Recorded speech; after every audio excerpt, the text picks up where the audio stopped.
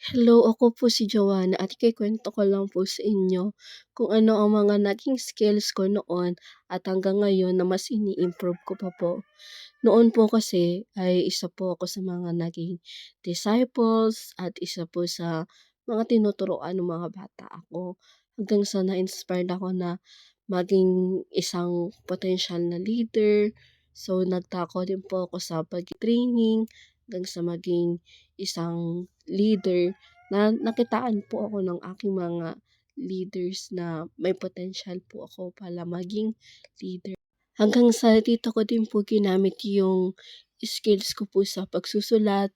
na dito po ako natuto kung paano gumawa po ng mga proposal sa paggawa po ng mga big events at iba po pong mga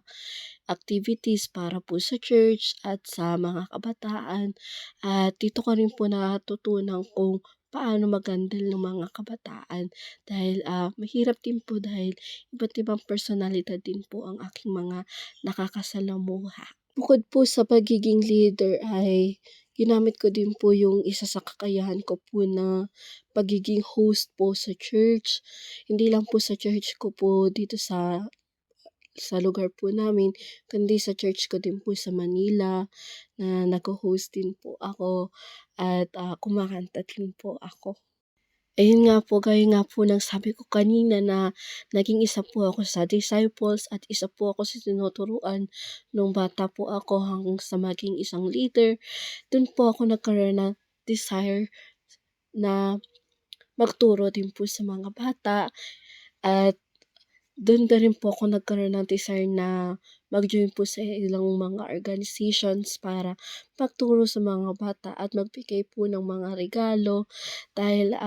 nakakagaan po sa kalooban na napapasaya mo po ang mga bata at nabibigyan mo rin po sila ng kaalaman at bukod po dun ay naiilapit mo pa po sila lalo sa Lord na yun pa po yung isa po sa mas ini-improve ko pa pong mga skills dahil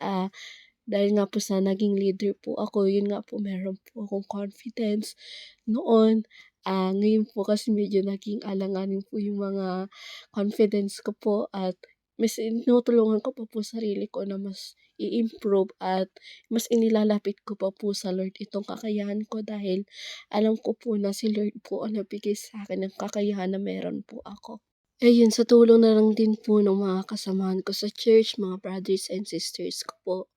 ay natutulungan po nila ako na mas i-enhance pa po 'tong mga kakayahan ko sa pagho-hosting, sa pagkanta, sa pagtuturo na hindi naman po talaga yun nawala sa puso ko. Kumbaga'y naging alanganin lang po talaga dahil medyo natakot lang din po ako sa sasabihin ng mga tao.